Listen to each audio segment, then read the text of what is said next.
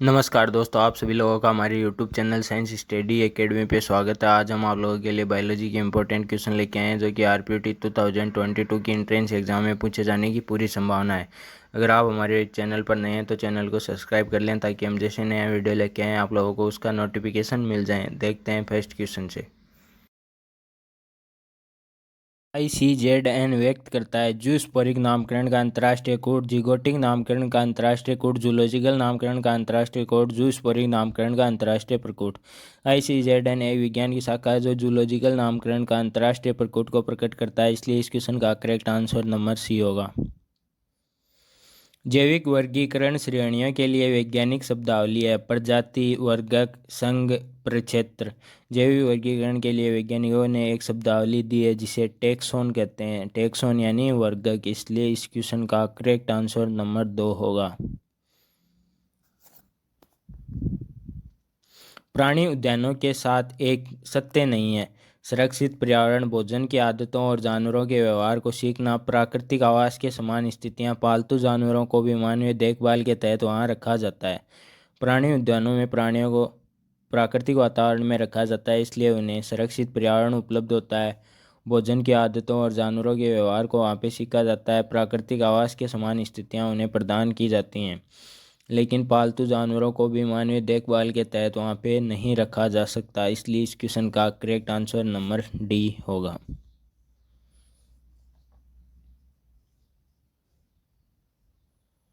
गेहूँ किस कुल के अंतर्गत आता है? Anacardiaceae, Poaceae, Muscidae, Poales.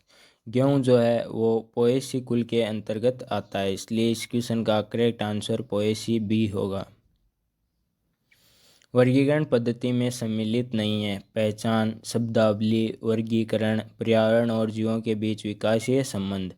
वर्गीकरण पद्धति में सबसे पहले जीवों को पहचाना जाता है, फिर उन्हें नाम दिया जाता है, फिर वर्गीकरण किया जाता है, लेकिन पर्यावरण और जीवों के बीच विकासीय संबंध इसमें सम्मिलित नहीं है।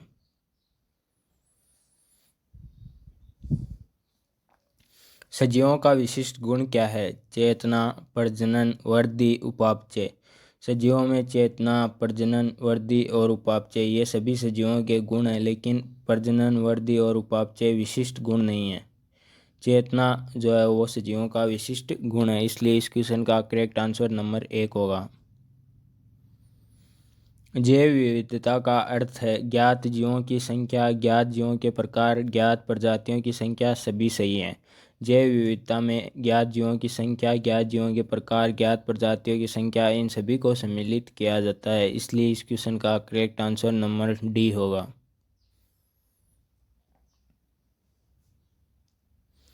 निम्न में से कौन सा द्विपद नाम पद्धति द्वारा प्राप्त गेहूं का सही वैज्ञानिक नाम है? Triticum vulgare, Triticum aestivum, Oryza sativa, Zea mays. गेहूं का जो वैज्ञानिक सही द्विपद नाम पद्धति के अनुसार सही वैज्ञानिक नाम है वो ट्रिटिकम एस्टिवम है, इसलिए इस क्वेश्चन का करेक्ट आंसर नंबर 2 होगा।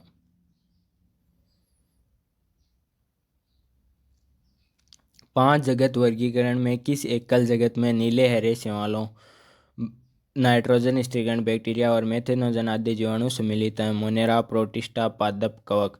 5 जगत वर्गीकरण में RH विटेकर ने जीवों को 5 वर्गों में बांटा है। इसमें नीले हरे शैवाल, नाइट्रोजन स्थिरीकरण बैक्टीरिया और मेथेनोजन आदि जीवाणु को मोनेरा वर्ग में सम्मिलित किया गया है, इसलिए इस क्वेश्चन का करेक्ट आंसर 1 मोनेरा सही होगा।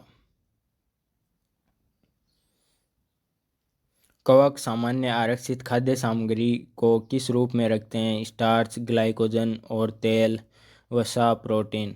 स्टार्च जो है वो तो पादपों में आरक्षित खाद्य भोजन है और वसा और प्रोटीन अन्य जीवों में। कवकों में ग्लाइकोजन और तेल के रूप में आरक्षित खाद्य सामग्री को सुरक्षित रखा जाता है, इसलिए इस क्वेश्चन का करेक्ट आंसर नंबर 2 होगा।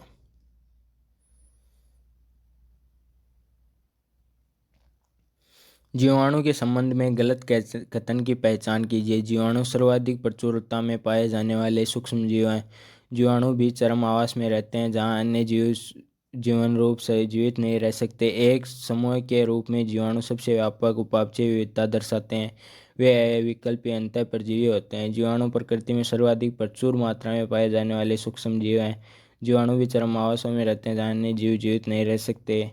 ये एक समूह में सर्वाधिक उपापचय विविधता दर्शाते हैं, लेकिन ये अंतः अविकल्पी अंतः परजीवी नहीं होते। इसलिए इस क्वेश्चन का करेक्ट आंसर नंबर 4 होगा। एक ऐसे लक्षण की पहचान करें जो आद्य जीवाणु के लिए अद्वितीय नहीं है। कोशिका भित्ति संरचना, कोशिका झिल्ली संरचना, फ्लैजेलिन प्रोटीन संरचना, वसा अम्ल सिंथेटेज उपस्थिति। जीवाणु आद्य जीवाणु चरम लवणीय स्थानों में भी पाए जाते हैं, क्योंकि इनकी कोशिका भित्ति संरचना, कोशिका झिल्ली संरचना और फ्लैजेलिन प्रोटीन पाई जाती है, लेकिन इनमें वसा अम्ल सिंथेटेज की उपस्थिति नहीं होती। इसलिए इस क्वेश्चन का करेक्ट आंसर नंबर 4 होगा। डायटम अपने आवासों में बड़ी मात्रा में कोशिका भित्ति निक्षेप को पीछे छोड़ दिया है, क्योंकि वे आवास में सबसे अधिक प्रचुर मात्रा में होते हैं। उनका जीवन काल लंबा होता है, उनकी भित्ति अविनाशी होती है। सभी कथन सत्य हैं। डायटम अपने आवास में अत्यधिक मात्रा में कोशिका भित्ति निक्षेपों को छोड़ देते हैं, क्योंकि उनकी भित्ति पर सिलिका जमा पाया जाता है और वह अविनाशी होती है। इसलिए इस क्वेश्चन का करेक्ट आंसर नंबर 3 होगा। कवक पादपों से मिलता जुलता है। हरित लवक और प्रपोषी पोषण की कमी, केवल लैंगिक साधनों द्वारा प्रजनन, कोशिका भित्ति और रिक्तिकाएं होना, जैव संदीप्ति का प्रदर्शन। कवक जैव संदीप्ति का प्रदर्शन नहीं करते। हरित लवक और पोषण की कमी इनमें नहीं पाई जाती। कोशिका भित्ति केवल ये लैंगिक और अलैंगिक दोनों संरचनाओं द्वारा प्रजनन करते हैं। कोशिका भित्ति और रिक्तिकाएं कवकों और पादपों दोनों में मिलता जुलता लक्षण है। इसलिए इस क्वेश्चन का करेक्ट आंसर नंबर 3 होगा। उस विशेषता को पहचानिए जो कवकों के लिए अद्वितीय है। ग्लूकेन और काइटिन की कोशिका भित्ति, हरित लवक और विषमपोषी पोषण की कमी, भंडार उत्पादों के रूप में मैनेटोल, ट्रीहेलोस और ग्लाइकोजन, अगुणित केंद्रक और बीजाणुओं द्वारा उत्पादन। कवकों के लिए अद्वितीय लक्षण ग्लूकेन और काइटिन की कोशिका भित्ति का पाया जाना है। कुछ तंतुमय साइनोबैक्टीरिया में कोशिकाएं जो नाइट्रोजन स्थिरीकरण के लिए विशिष्ट होती हैं उन्हें कहा जाता है फाइकोविलेंस वर्निला ग्रेना हेटेरोसिस्ट। कुछ साइनोबैक्टीरिया जो नाइट्रोजन स्थिरीकरण के लिए विशिष्ट होते हैं उनमें हेटेरोसिस्ट नामक कोशिकाएं पाई जाती हैं। इसलिए इस क्वेश्चन का करेक्ट आंसर नंबर 4 हेटेरोसिस्ट होगा।